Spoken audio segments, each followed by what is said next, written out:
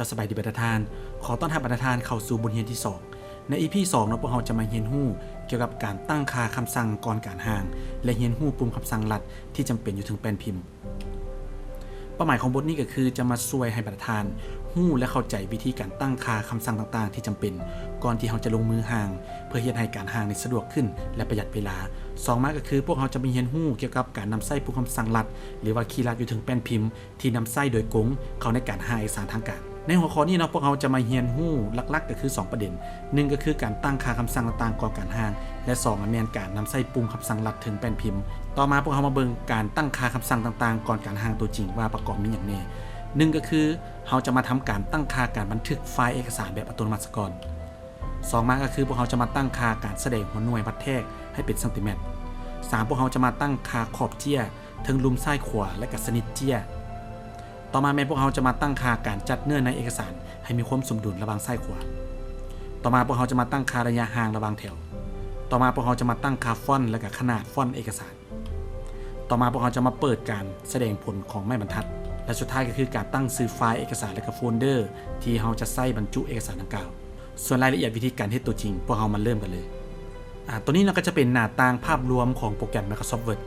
ซึ่งโปรแกรมที่ข้าพเจ้าใช้ปัจจุบันนี้เนาะที่เป็นตัวอย่างนำแสดงมาตรฐานเบอร์นี้เนาะแมน Microsoft Word ของปี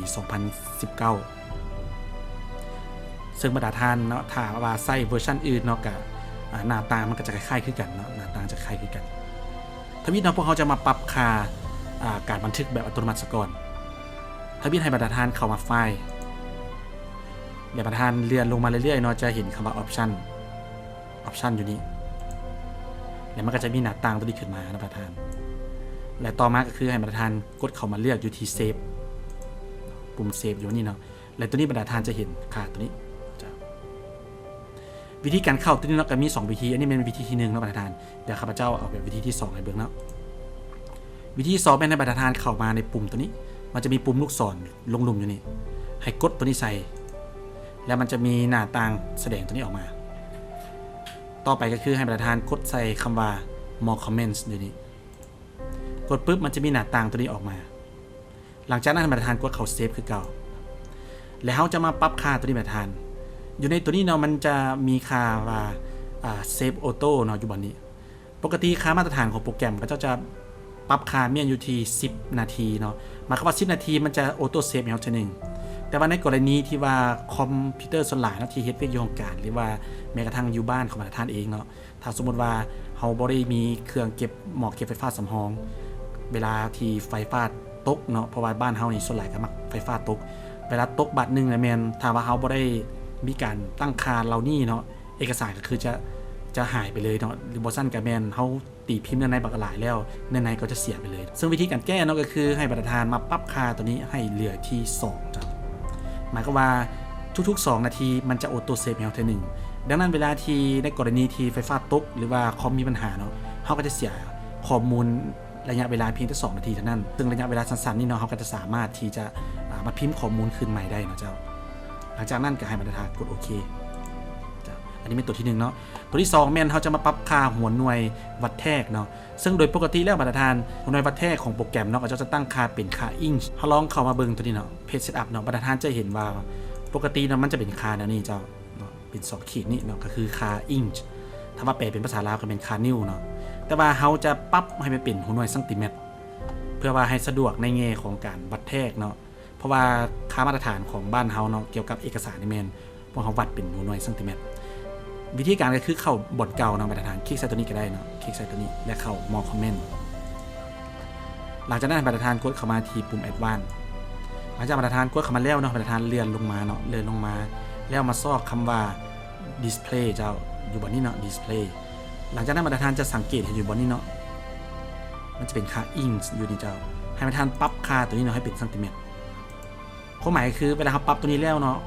การแสดงของหัวหน่วยวัดแทกต่างๆจะเป็นเซนติเมตรเจ้าหลังจากนั้นกดโอเค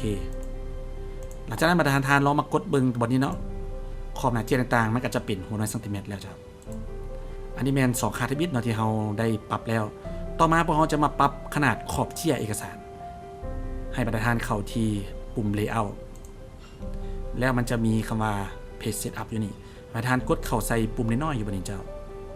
กดเข้าแล้วมันจะมีหน้าต่างตัวนี้ขึ้นมา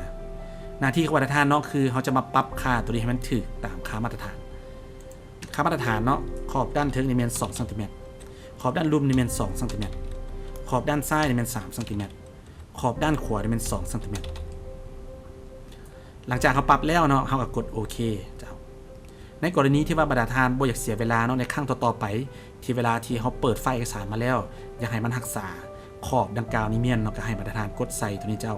set as default ตัวนี้เจ้าแล้วมันก็จะมีตัวนี้ขึ้นมามันถามว่าพวกเขาต้องการจะตั้งค่าตัวนี้เป็นค่ามาตรฐานหรือบ่เนาะ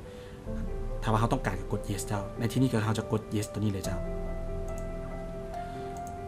หลังจากนั้นการบรรทัดฐานกดเข้ามาบนเก่าเนาะเขาจะต่อมาก็คือเขาจะมาเลือกประเภทเอกสาร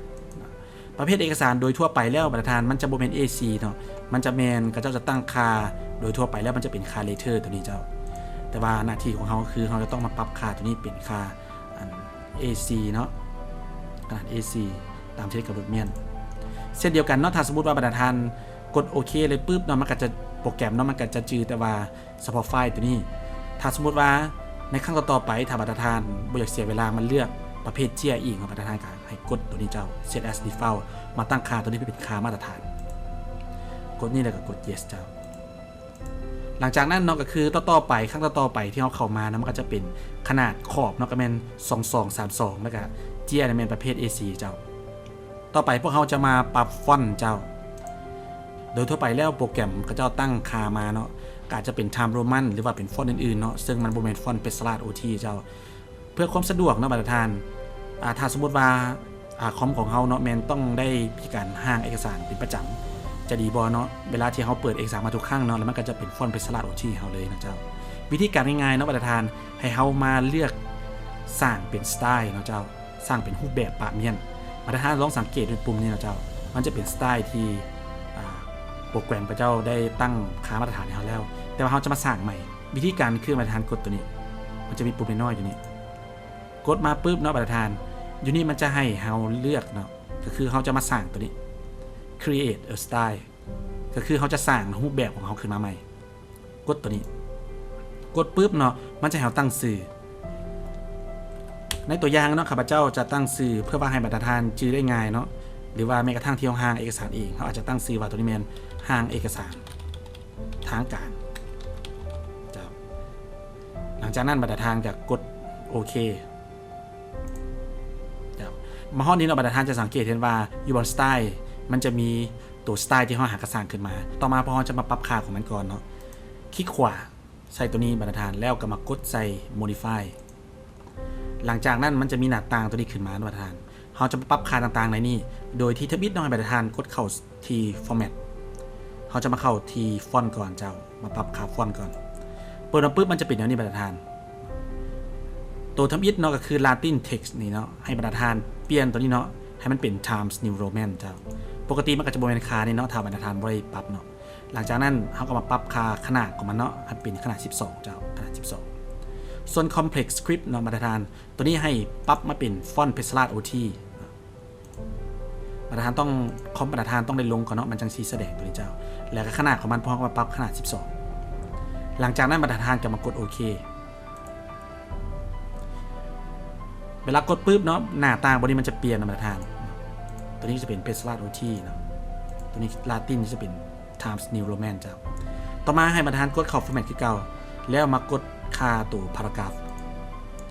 เขาเปิดมาแล้วก็จะเห็นหน้าต่างตัวนี้บรรทัดฐานในส่วนทับอิฐเนาะพวกเขาจะมาปรับค่าอยู่ที่ alignment เจ้าซึ่งโดยปกติแล้วมันจะเป็นตัว left เนาะเจ้าเขาจะมาปรับค่าอยู่ที่เป็น justify ซึ่งความหมายของมันก็คือการปรับความสมดุลระหว่างเนื้อในฝากซ้ายกับฝากขวานะเจ้าจุดดีของการปรับก่อนก็คือมันจะเฮ็ดให้เราเวลาเราห่างไปแล้วเราสามารถ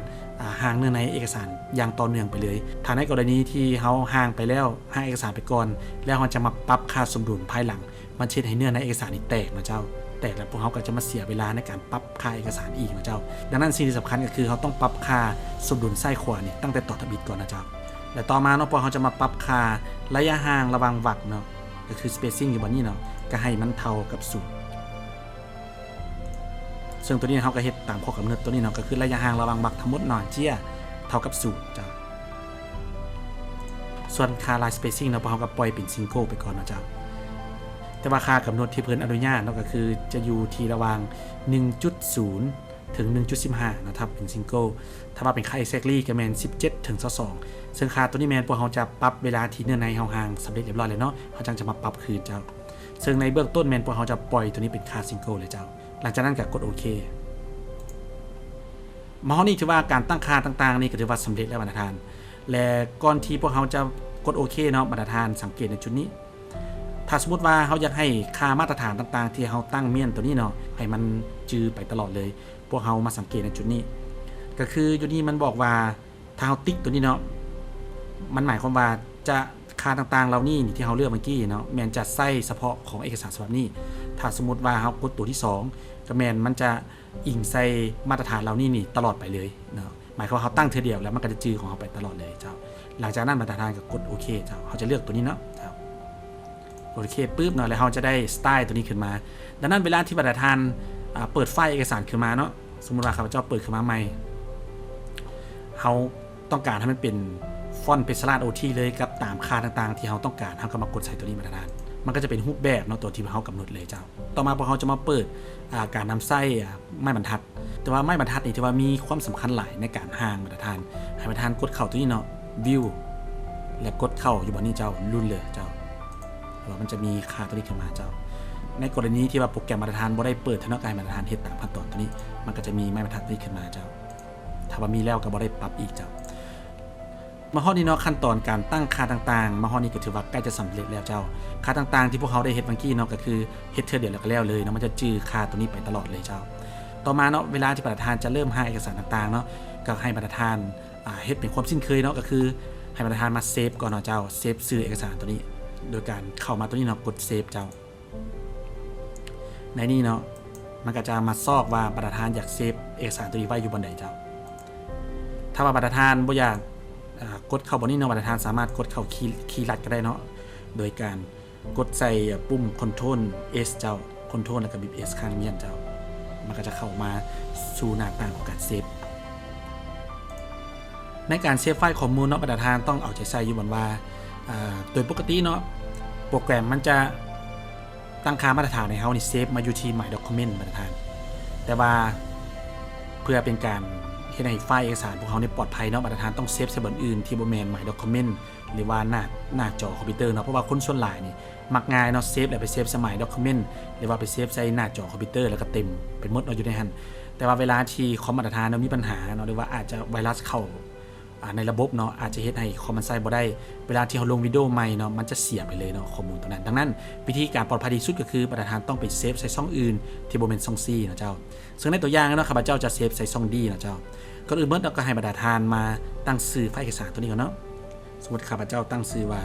ให้สารทางการเป็นมืออาชีพเนาะหลังจากนั้นพอเราจะมาเลือกเซฟเจ้าสมมุติข้าพเจ้าเซฟใส่ช่อง Dหลังจากนั้นประธานมากดสร้างโฟลเดอร์เนาะเพื่อว่าให้มันบรรจุอยู่ในโฟลเดอร์ตัวนี้เนาะเวลาที่ต่อไปเขาจังจะซอกได้ง่ายขึ้นเนาะตัวนี้ก็ประธานจะตั้งชื่อโฟลเดอร์เป็นภาษาลาวได้เลยเนาะเจ้าสมมติว่าข้าพเจ้าตั้งชื่อว่าเจ้าหลังจากนั้นเนาะประธานก็กดเข้าไปแล้วเขาก็เซฟตัวนี้ใส่เจ้าต่อมาพวกเขาจะมาลองกดเบิ่งเนาะว่าค่ามาตรฐานต่างๆที่พวกเขาได้ตั้งค่าก่อนหน้านี้เนาะว่ามันยังคือเก่าบ่หรือว่ามีการเปลี่ยนแปลงขึ้นใดเดี๋ยวข้าพเจ้าจะมอบตัวนี้ก่อนเนาะทวิตเขาจะลองมาเบิ่งค่าของขอบหน้าเจี๊ยกันเนาะที่กำหนดเมียนว่าเป็นคือเก่าบ่เจ้าที่บอกประธานจะเป็นเห็นเป็นอันนี้เนาะขนาดขอบเทิงเนาะเป็น2.32นะเจ้าประเภทเจี๊ยเนาะเป็นขนาด A4 แล้วเจ้าต่อจากนั้นเนาะเวลาทานวันนั้นเขาจะมาเบิ่งค่าการเซฟเนาะว่ามันเซฟเป็นอะไรเนาะเห็นบ่เจ้ามันก็จะเป็น2เจ้าหัวหน่วยต่างๆก็ถือว่าปิดซังติเมตรเรียบร้อยแล้วแต่เวลาที่ประธานจะเริ่มห่างเนาะเขาก็จะมากดใส่ตัวนี้เจ้าแล้วเขาก็เริ่มห่างกันเลยเจ้าสำหรับการตั้งค่าต่างๆก่อนการห่างก็มีเพียงเท่านี้เนาะต่อไปพวกเราจะมาเบิ่งเกี่ยวกับการนำใส่ปุ่มคำสั่งลัดมาได้เพื่อว่าจะช่วยให้การหาเอกสารของเรานี่มีความว่องไวขึ้นง่ายขึ้นและก็เป็นมืออาชีพในประธานเขามีความจำเป็นที่ต้องได้ศึกษาและก็นำใส่ปุ่มคำสั่งลัดหรือว่าคีย์ลัดอยู่ถึงแป้นพิมพ์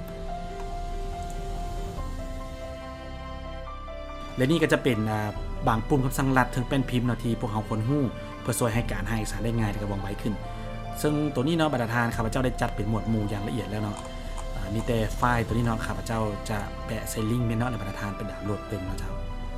ส่วนในเวลาที่บทเรียนเกี่ยวกับการห่างตัวจริงเนาะเราจะได้มีการนำใช้ปุ่มคำสั่งเหล่านี้เนาะเดี๋ยวประธานจึงจะเข้าใจตื่น